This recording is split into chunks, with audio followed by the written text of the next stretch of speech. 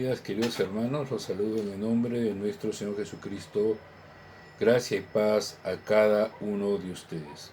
En esta mañana quisiera compartir con ustedes la lectura que tenemos en el Evangelio de Marcos, Marcos 1, de 9 al 15, que está dividido en tres pequeños pasajes. El bautismo de Jesús, la tentación de Jesús y Jesús principia su ministerio. Vamos a leerlo. Aconteció en aquellos días que Jesús vino de Nazaret de Galilea y fue bautizado por Juan en el Jordán. Y luego, cuando subía del agua, vio abrirse los cielos y el Espíritu como paloma que descendía sobre él. Y vino una voz de los cielos que decía: Tú eres mi Hijo amado, en ti tengo complacencia. Y luego el Espíritu le impulsó al desierto. Y estuvo allí en el desierto 40 días y era tentado por Satanás, y estaba con las fieras y los ángeles le servían. Después que fue encarcelado, Jesús vino a Galilea predicando el Evangelio del reino de Dios, diciendo: El tiempo se ha cumplido, el reino de Dios se ha acercado, arrepentíos y creed en el Evangelio. El Señor bendiga su palabra. Este pasaje nos está mostrando el inicio del ministerio de nuestro Señor Jesucristo, que se vio precedido de dos acontecimientos muy, pero muy importantes, lo cual fueron el bautismo de nuestro Señor y la tentación que él sufre en el desierto. Como todos sabemos, Juan el Bautista, profeta levantado por Dios, estaba predicando en un mensaje de arrepentimiento al pueblo de Israel, señalando que el reino de los cielos había llegado y por lo tanto llamaba a las personas a bautizarse, previamente a arrepentirse delante de Dios.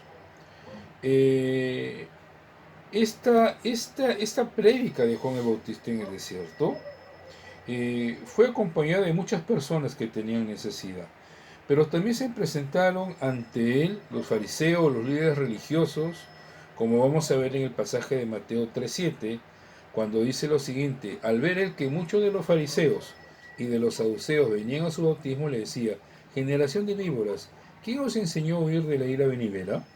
Haced pues frutos dignos de arrepentimiento.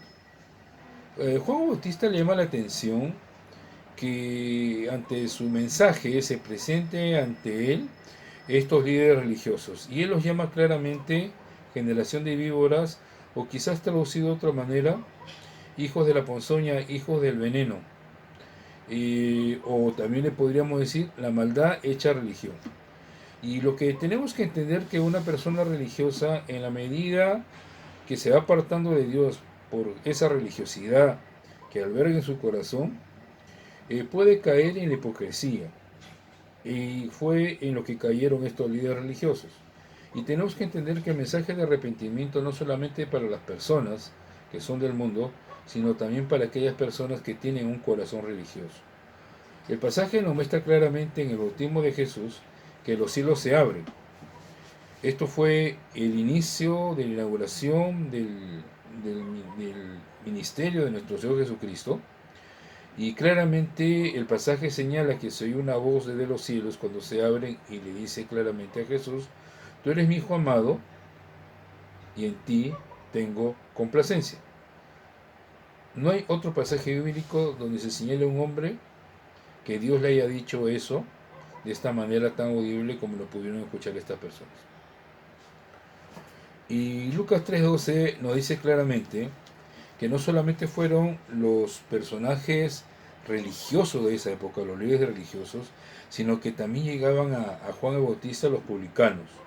En Lucas 3:12 dice claramente: vinieron también unos publicanos para ser bautizados. Y nosotros tenemos que entender que los publicanos eran judíos que se encargaban de cobrar los impuestos para Roma.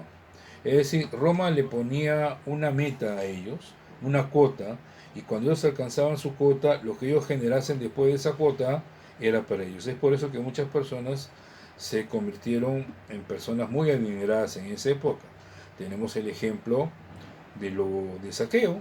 Zaqueo, cuando tiene su encuentro con el Señor, Zaqueo dice claramente que la mitad de sus bienes se la dará a los pobres, y si él ha quedado mal con alguna persona, le retribuirá 4 veces más.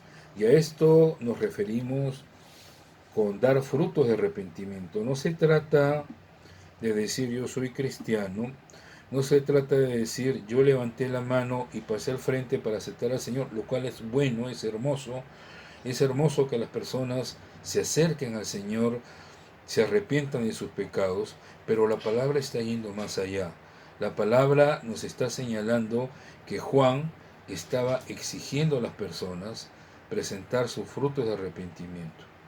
Esto es muy importante para la vida, es muy importante para la vida del cristiano, porque muchos pueden decir, yo pertenezco a una iglesia, yo asisto a una iglesia, yo participo de una iglesia, pero la palabra no nos está hablando de ese tipo de cosas. La palabra nos está diciendo que cuando tú vienes a los pies del Señor y tienes un arrepentimiento genuino, el Señor está esperando ver tus frutos de arrepentimiento. No lo digo yo, lo dice la palabra. Y esto es muy importante porque quizás si nosotros fuéramos exigentes, de repente dirían, ¿saben qué? La iglesia se queda sin miembros. Y bueno, o sea, muchas veces la palabra es dura. La palabra en estos momentos nos está mostrando, tal como lo dice Mateo 7:16, por sus frutos los conoceréis. Y Juan el Bautista está diciendo, está pidiendo ver los frutos de arrepentimiento. Y esto tenemos que considerar lo siguiente. La vida cristiana no es fácil. Y no es fácil, sobre todo en los momentos actuales que estamos viviendo. La vida cristiana, la palabra lo señala claramente, es para valientes. Solo los valientes arrebatan el reino. La vida cristiana es una vida que te exige compromiso, te exige obediencia, te exige humildad, te exige dejar de lado las cosas pasadas por medio de un compromiso de amor con el Señor. No es que te exige, sino la demanda de una relación con Dios te lleva a actuar de esa manera. Y vemos claramente en Mateo 7:14 que la vida cristiana está simbolizada por una puerta estrecha. Y lo dice claramente, porque estrecha es la puerta y angosto el camino que lleva a la vida, y pocos son los que la hallan. Estamos viviendo momentos en que nuestra fe está siendo probada. Estamos viviendo momentos difíciles en que muchas veces desistimos de seguir al Señor, desistimos de obedecerle, porque las circunstancias que rodean nuestra vida muchas veces generan que nuestra mirada se desvíe. Pero el Señor, a través de su palabra, nos está diciendo de que el camino del cristianismo es muy estrecho, es muy angosto, son pocos los que la hallan. Y también nos está diciendo, a través de lo que Juan el Bautista dice, el Señor espera ver nuestros frutos de arrepentimiento. Yo creo que esto es un tiempo en el cual la iglesia tiene que tomar una posición al respecto, tiene que mostrar su identidad con respecto al llamado que tiene, y nos está llamando hoy la palabra, nos está retando a la acción, nos está retando a no quedarnos en el punto de partida, sino iniciar ese largo camino hacia la vida eterna, mostrando nuestra fe, nuestra obediencia y sobre todo nuestros frutos de arrepentimiento. Y la religiosidad es aquella que nos lleva por el camino ancho, ese camino que nos separa de la voluntad de Dios. Pero también otro grupo que se presentó donde Juan el Bautista, ya hemos visto que se presentaron los líderes religiosos, luego hemos visto que también los publicanos también se acercaban a Juan, y había otro grupo que eran los soldados. Y Juan claramente le dice, los soldados son los servidores públicos. Y hoy día la imagen que tenemos de un servidor público está totalmente deteriorada, está totalmente dañada, está totalmente corrompida. Pero la palabra a través de Juan y lo que le dice a estos soldados, le dice claramente que dejen de extorsionar a las personas y que se contenten con su salario. Y estas palabras son palabras muy referidas en estos tiempos, donde vemos que los funcionarios públicos fácilmente extorsionan, fácilmente caen en negociaciones fraudulentas, como estamos viendo últimamente, y la palabra dice claramente, conténtense con su salario. El mensaje de Juan era un mensaje claro, era de anunciar la buena noticia que proviene del cielo y a la vez denunciar la mala actitud que muchos con su comportamiento habían llegado a tener. Por eso que el mensaje de Juan se centra en un mensaje de arrepentimiento, y ese arrepentimiento genuino es el que produce los frutos de arrepentimiento. De esa manera, esto está presidiendo el inicio del ministerio de nuestro Señor. Y cuando Jesús está siendo bautizado, quiere ser bautizado, Juan se lo impide porque él no se siente digno de bautizar al Señor. Y Jesús le dice claramente en Mateo 3:15, le dice, Jesús le respondió, deja ahora, porque así conviene que cumplamos toda justicia. Entonces le dejó. En otras palabras, estaba diciendo, deja que la ley y los profetas tengan su cumplimiento. Si Jesús, siendo el Hijo de Dios, un hombre sin pecado, que solo fue a bautizarse para darle cumplimiento a las profecías, y con ese bautismo también mostrar una obediencia que le tenía a su Padre. ¿Cuántos más nosotros que nos consideramos sus seguidores, sus discípulos, tenemos que pasar por las aguas del bautismo? El Señor nos llama a tener un acto de obediencia, un acto de fe, un acto que represente el testimonio a la comunidad de aquello en lo cual nosotros creemos. Creemos en la muerte y la resurrección de Cristo, creemos que somos discípulos del Señor y por lo tanto el testimonio a la comunidad es manifestado a través de un bautismo que refleja el compromiso que tenemos con nuestro Señor. Ahora tenemos que tener en cuenta lo siguiente. Tenemos el otro pasaje que nos habla acerca de la tentación que sufrió el Señor en el desierto. Y tenemos que tener en cuenta lo siguiente. Juan el Bautista viene del desierto. Jesús va al desierto durante 40 días para pasar este tiempo de tentación de parte del diablo, y nos recuerda también a nosotros que en el desierto Israel estuvo 40 años caminando antes de llegar a la tierra prometida. Esto nos lleva a la conclusión de que el desierto representa el lugar de la prueba, representa el lugar donde muchos fallan, como falló el pueblo de Israel. Esa generación que salió de Egipto no ingresó a la tierra prometida a causa de su desobediencia. Y vemos que el desierto es el lugar de la prueba. Y cada uno de nosotros está caminando por un desierto, sobre todo en estos tiempos. Y nosotros estamos siendo probados con respecto a nuestra fe. Y tenemos que recordar que aquel Dios que se hizo hombre, Emmanuel, ese Dios con nosotros, descendió a la tierra como hombre para padecer y así poder entender la naturaleza del ser humano y entender y pasar por todas las necesidades, por todos esos problemas por los cuales el ser humano suele ocurrir en estos momentos, para ser tentado por Satanás y no ceder a la tentación, sino salir airoso, y decretó la victoria sobre el enemigo. Dice claramente la palabra que el enemigo se alejó de él.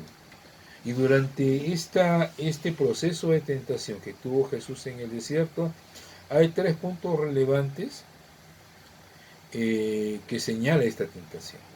El primer punto nos recuerda lo que Satanás tentó. Dijo, si tú eres hijo de Dios, haz que estas piedras se conviertan en pan. Eso es lo que Satanás le dijo al Señor. Y el Señor le responde, no solo de pan vivirá el hombre, sino de toda palabra que sale de la boca de Dios. Entonces entendemos algo. Jesús era el verbo, Jesús era la palabra de Dios. Él se sustentaba y se fortalecía en cumplir obedientemente la palabra de Dios. Él escuchaba a su padre. Y el hecho de tener esa relación con su padre, ese era su alimento el que lo sustentaba. Y no era un mesianismo de estar multiplicando los panes para poder hacer una demostración de su poder. ¿Por qué digo esto? Porque el mesianismo es la creencia de que con la llegada del Mesías todos los problemas del ser humano se iban a resolver. Los problemas políticos, los problemas de enfermedad, los problemas sociales, todo se iba a resolver. Era la confianza de que iba a haber un futuro mejor a través de la solución de todos los problemas del ser humano. Y nosotros tenemos claro que la presencia del Señor fue mucho más allá de todo pensamiento humano que creía que solamente Jesús venía a resolver sus problemas. La tarea mesiánica que el diablo le estaba ofreciendo a Jesús era un mesianismo totalmente materialista. En otras palabras, solución de necesidades del ser humano, solución de necesidades del cuerpo. Y Jesús lo dijo claramente: no solo de pan vive el hombre, sino de toda palabra que sale de la boca de Dios. En la segunda tentación, el diablo le ofrece todos los reinos de la tierra y le dicen: estos me pertenecen y yo se los doy a quien quiero, con una condición: si postrado me adorares. Es decir, estamos hablando acá de la presentación de un mesianismo político. Mira, yo te doy las riquezas, yo te doy el poder político, yo te doy el poder imperialista para que tú me puedas adorar. Claramente el Señor responde y le dice: a Jehová tu Dios, a Él solo adorarás. Porque el pueblo de Israel estaba clamando: ¿hasta cuándo, Señor, vamos a vivir bajo esta esclavitud, bajo este régimen imperialista de Roma? ¿Hasta cuándo? ¿Hasta cuándo nos vas a liberar de este poder político? Y era lo que el diablo le estaba proponiendo a Jesús: liberar a su pueblo bajo un poder político, entregándole los reinos. Y lo que el enemigo siempre ha querido es desviar nuestra mirada del Señor, buscar que le sigamos y que le adoremos con nuestras acciones, con nuestros pensamientos, con nuestra creencia. Y el Señor nunca sucumbió ante todo esto. La tercera y última tentación nos habla que Jesús estaba en el pináculo del templo y le dice: lánzate, porque el Señor mandará a sus ángeles para que a ti no te pase nada. Y esto demuestra que Satanás conoce las Escrituras. Esto conoce claramente, que él las conoce tanto que las cita.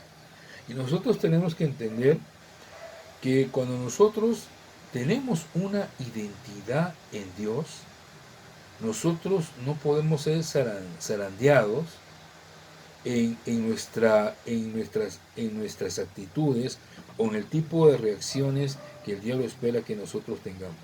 Cuando tenemos identidad: yo sé quién soy en el Señor, yo sé lo que puedo hacer en el Señor, yo sé que soy victorioso en el Señor, yo sé que todo lo puedo en Cristo que me fortalece, yo sé que aunque esté andando en un desierto o en valle de sombra de muerte, no temeré mal alguno, porque el Señor estará conmigo. Es decir, cuando nosotros tenemos esa identidad, producto de una relación con el Señor, entonces es imposible poder sucumbir a estas tentaciones.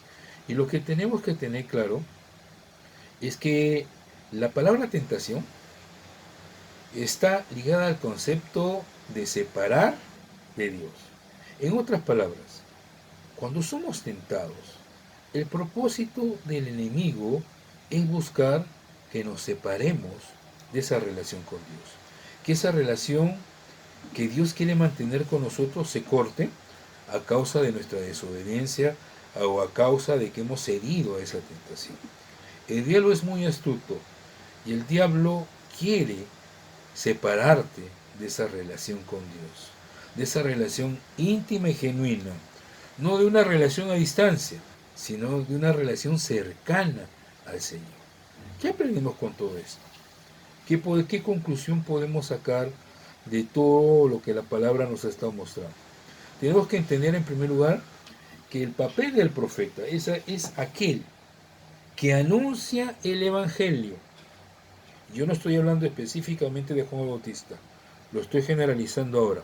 El papel del profeta es anunciar la buena nueva del reino, proclamar la palabra del Señor, esa palabra que liberta al cautivo, proclamar por todo lo alto el nombre de nuestro Señor Jesucristo. La acción de un profeta es extender esa invitación para un arrepentimiento genuino. Y el propósito de un profeta es mostrar que si tú te conviertes, tienes que mostrar también tus frutos de arrepentimiento. El profeta sabe claramente cuál es su papel. Él sabe que él no pretende quedar bien con los demás. El propósito de aquel que anuncia el Evangelio es quedar bien con el Señor, así no quede bien con los demás. Y eso claramente lo encontramos en la vida de Juan el Bautista. Él dio muestras claramente de fidelidad y de la manera en que él se posicionó ante las actitudes religiosas y materialistas de aquella época. Otro punto que tenemos que nosotros tener en consideración es que cuando Jesús inicia su ministerio, desde que inicia su ministerio, su papel, su trabajo de Jesús, se vio constantemente atacado. Jesús es nuestro líder por excelencia. Jesús es nuestro ejemplo a seguir. Y eso quiere decir que si a nuestro líder, a nuestro ejemplo a seguir, fue atacado desde un primer momento, nosotros también vamos a ser atacados en diferentes áreas de nuestra vida, a través de tentaciones, a través de problemas, a través de dificultades, a través de enfermedades, a través de problemas en la casa, a través de conflictos familiares, a través de una pérdida de trabajo. Nosotros vamos a ser atacados. Significa que nosotros vamos a pasar por esas pruebas del desierto. Nuestra fe va a ser probada.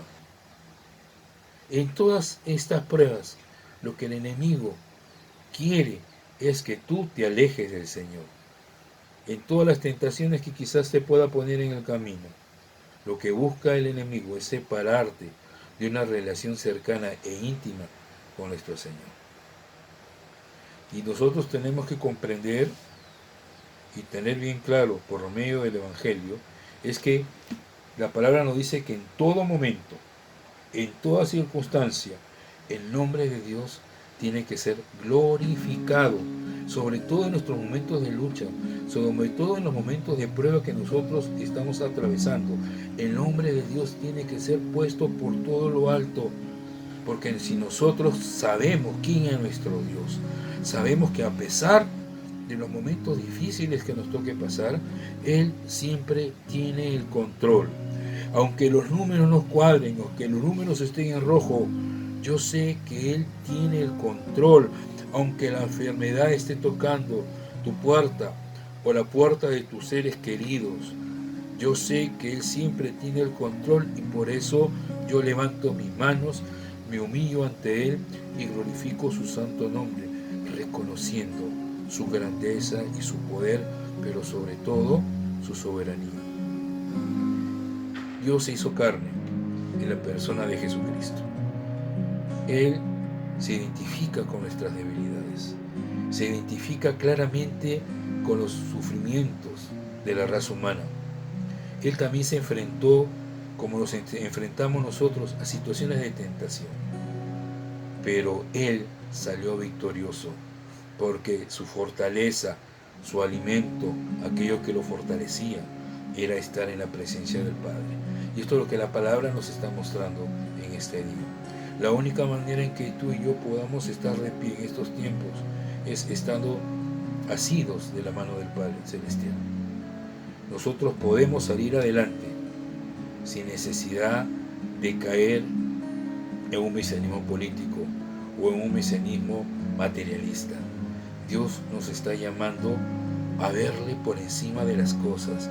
Dios nos está llamando a que podamos entender que el propósito de nuestra vida no solamente es arrepentirnos, sino generar frutos de ese arrepentimiento, ser hombres y mujeres que al entender el Evangelio nos está llamando a anunciarlo, nos está llamando a dar a conocer esas buenas nuevas, nos está llamando a que invitemos a las personas a un arrepentimiento genuino, a que abran su corazón al Señor y a que puedan darse cuenta que Dios es poderoso. No tenemos ni tú ni yo, querido hermano y hermana, necesidad de caer en situaciones que nos puedan alejar de la presencia de Dios. Ni siquiera las pruebas que estamos viviendo, ni los momentos difíciles por los cuales se está atravesando nuestro país, justifica que nos alejemos de la presencia de Dios. Es el momento en que la iglesia tiene que posicionarse, tiene que pararse fuerte y comenzar a anunciar este evangelio y comenzar a denunciar, como la palabra nos enseña, el comportamiento que está llevando al mundo al caos y a la destrucción. La palabra de hoy te invita, hermano, a que podamos reflexionar juntos que este es un tiempo de convicción, este es un tiempo de posicionamiento de tu fe en medio de esta tierra. Es un tiempo de demostrar que todo lo podemos en Cristo que nos fortalece. Es un tiempo de presentar a los enfermos al Señor, orar por ellos. Es un tiempo de clamar por esas almas que están partiendo a una eternidad y que no han conocido al Señor. Es un tiempo de clamar por estos enfermos en los hospitales. Es un tiempo de clamar por los enfermos en casa. Es un tiempo de clamar por nuestra familia para que la salvación llegue a casa. Yo te invito en este día a que juntos podamos elevar una oración a nuestro Señor, levantar nuestras miradas a Dios y reconocer de que no hay nada en este mundo que nos pueda alejar de su presencia. Ni peligro, ni hambre, ni desnudez, ni enfermedad alguna podrá alejarnos del amor de Dios que es en Cristo Jesús. Dios te bendiga grandemente en este día. Bendiciones para toda tu casa y que el Señor guarde tu entrada y tu salida desde ahora y para siempre. Bendiciones en este día, queridos hermanos.